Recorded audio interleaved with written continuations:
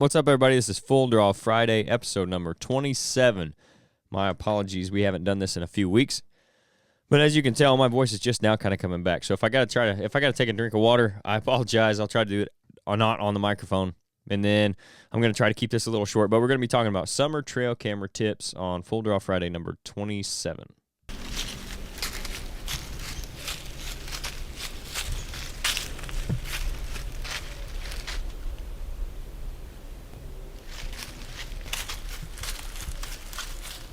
All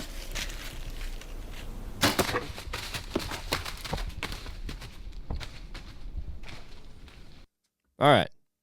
Where do you want to set your trail cameras in the summertime? That's kind of what I'm going to cover today. Give you some tips for getting pictures of those bucks and deer in general, but mostly bucks because that's what we're all interested in on trail cameras most of the time if you're trying to harvest them in this fall. So before I get into where to set the cameras, we'll talk about kind of your goals, what your goals maybe should be for your summer trail camera pics. And I think one of the biggest ones is going to be trying to identify bucks from the previous year and understand that they may be in different areas than they will be in the fall. And it's likely that they'll be in different areas than they will be in the fall, which also kind of leads to the next point is don't expect to see every buck you get a picture of this fall because you're going to want to set these cameras, and we'll talk about it, in places where they want to hang out in the summertime, which is not necessarily where they're going to want to be when it gets colder out and leaves start falling and stuff like that. Also, they're going to be in their bachelor groups, and at some point, those are going to break up, and then they will disperse from those. The more dominant bucks might stay in the area, but the other ones are going to leave. He might run the other ones off, and their testosterone levels go up, and they get hard-horned and all that stuff. But, again, your goals for this, identifying bucks for last year, I think is a big one from last year because it's going to let you know that he's still out there. And we're a little early for that yet. It's going to be hard to tell unless he had some identifying mark like on his body because the antler growth is not quite going to be there yet in most cases. But we are starting to see that antler growth, so you can kind of get an idea. And before long, you will be able to tell some characteristics on their antlers where you can identify those bucks. So I think that's a big one for the summertime, just seeing what's still around from last year. Also, you might see something that potentially could come around during the rut. A lot of times, new bucks that you have come in during the rut might have been there in the summertime. Sometimes if they're not finding the does where they're at in the fall, they may go back to what they knew as their summer range because they're somewhat familiar with that area. They know there's does there, and they'll come back and check those does. So you might get some bucks that are returning from the summer, at least in that 2-3 week window in November. So it can also be, you don't necessarily want to build your target list off of what you're seeing in the summertime, but there are potentials for bucks to show up during the rut that you're going to see on your summer trail camera pictures. So you can keep that in mind as well. And again, like I mentioned earlier, just try to keep your expectations where they need to be as far as if you see a bunch of giant deer on your summer trail cameras, don't expect that they're all still going to be there in the fall. Now, they might be, and if you have the right farm set up, if you're hunting a big enough area, you may be able to hunt them in a different location than what you're getting their trail camera pictures and still have a chance at those deer. But just know that a lot of times they're going to fall different places than they're going to summer. So where are we going to find these bucks in the summertime to get pictures of them? A big one is open woods, trails that run through open woods.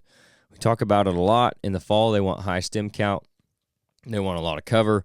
They want stuff to make rubs on. They want to make scrapes. In the summertime, they want somewhere where it's shade, so a lot of overstory canopy, high canopy to keep the sun out, not a lot of understory, and low canopy where the wind will still move through and keep them cool because obviously it's hot in the summer. They're just like us. They want to lay in the shade. So somewhere like that is where they're going to spend a lot of their time, especially during the day. They're going to be laid up a lot of times during the day, but you're going to catch them moving through those areas on their way to feed if they're doing that early or on the way back, especially some of those cooler days. That's where you're going to find them. So if you have a nice open woods somewhere close to where you're going to be hunting some bucks that you might see in the fall, again, they may not be there in the fall, but that's going to be a place you can get pictures of and find out what's out there. Another one is a big one, and this goes into even late summer scouting. What do we all like to do? We all like to go sit on bean fields. Well, those beans are still green, especially right now, in the next few weeks here when they're going to start really coming up. I know a lot of guys are just now getting their beans in, but when they start coming up, you can put cameras up on those bean field edges near their entry and exit trails, so that may be something too where you can do some scouting. sit on the edge of that bean field, find out where they're coming in and out at, and then go set your camera.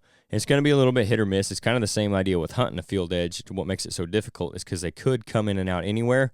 But if you can find a place where it seems like a good majority of them are either passing in front of a specific tree or something, then that's going to be a good place to put your camera. Or if they're all using an inside corner pretty often of that bean field, that could be a really good place to set those cameras and get really good velvet pictures. Other ones where it's legal is your mineral and feed sites. Now that seems pretty obvious, but a lot of times we'll go out and put mineral sites out, or feed sites, and then we won't hang a camera over them. You might as well see what's using it if you're going to go do that.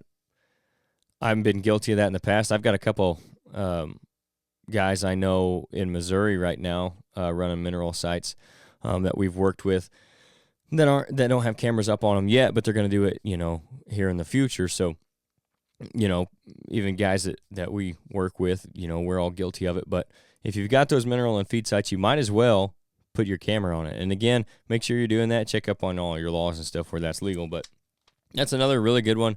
And it can also help you kind of establish a use pattern for those deer if you do it near a food plot or something like that. So if you are in one of those locations where their summer range and fall range kind of converge, you may be able to establish some use with your mineral and feed sites. And not only that, I don't see a lot of downside to using mineral or feed.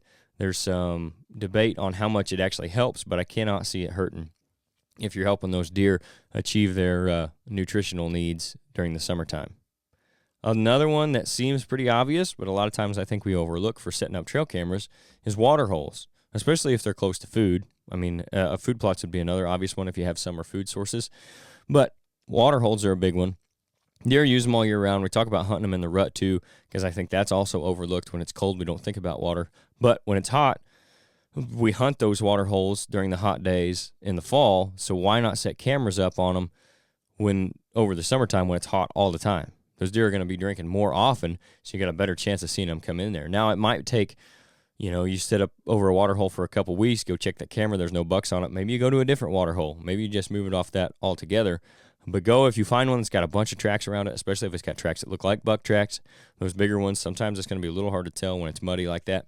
But if you're finding all that good sign around them, set your camera up on that water hole, set it kind of towards where they're coming and going from, and then you're going to have a good chance of getting that buck on camera when he's taking a drink. So other things for your summer trail cameras, this goes with setting up trail cameras at any time. If you can get them north-facing and not straight towards the east or the west, if you do have to go east or west a little bit, if you can go northeast or northwest, that's going to be your best bet, because if you go towards the south, you're going to get a lot of sun exposure, especially if you go towards the east or west, mornings or afternoons. Southeast, southwest are going to be the worst possible places to point your cameras. That way you just don't get washed out by the sun and you're taking good pictures. If it's not possible, do what you got to do. Understand that. Try to get you some shade maybe on it if you can. But just know that you might get some washout on some of your pictures, and if that's the picture you get of your good buck, you don't want that. So keep that in mind when you're setting up trail cameras as well. That goes for all year, but especially during the summertime. So those are the tips I got for you guys on setting up your summer trail cameras. I know we've talked about it on the podcast before, but we haven't done a full Draw Friday on it. So I thought this was a good time of year to go over that. We're starting to see the bucks get their velvet on, their antlers starting to grow some. I've had several guys send me pictures of some that are starting to look pretty good. So if you're into running summer trail cameras and you want to see those velvet pictures, those are some things that are going to help you get better ones. So that said, don't forget about our sponsor for Full Draw Friday, Rodney Hawkins. If you're looking for your own ground to manage your hunt, put trail cameras up on in the summertime, Rodney's the guy to talk to. He can also help you get your property sold if you got something you're wanting to list. He grew up hunting and fishing in southern Illinois, and he's now putting that love for the outdoors into selling recreational properties as a land specialist with Midwest Farm and Land. If you guys haven't heard of them, they're not your average real estate company. In 2022, they sold over $85 million worth of ground. They've got agents like Rodney all over Illinois. They're really a local company with a national reach. For more info on them, to find out what's on the market, to find out what might be coming up on the market, or to get your property listed, again, just call Rodney directly at 618-925-3153, and he'll get you taken care of. He's also recently started a company called Ridgehunteroutdoors. They've got hardened soft-sided blinds and blind chairs from Radix Blinds, in addition to all-natural scent elimination product called Camo Dust. They've also got Byrna self-defense weapons now and Tacticam trail cameras. If you guys want to keep up with the stuff that they've got coming out, if you want any more information on anything they do have already, you can check out their Facebook page, RG Outdoors. Email them at rgoutdoors@yahoo.com, or again, just call Rodney directly at 618-925-3153. Also, don't forget to follow us on social media. Facebook and Instagram is the one we use the most. That's Ridge Hunter Outdoors on both of those.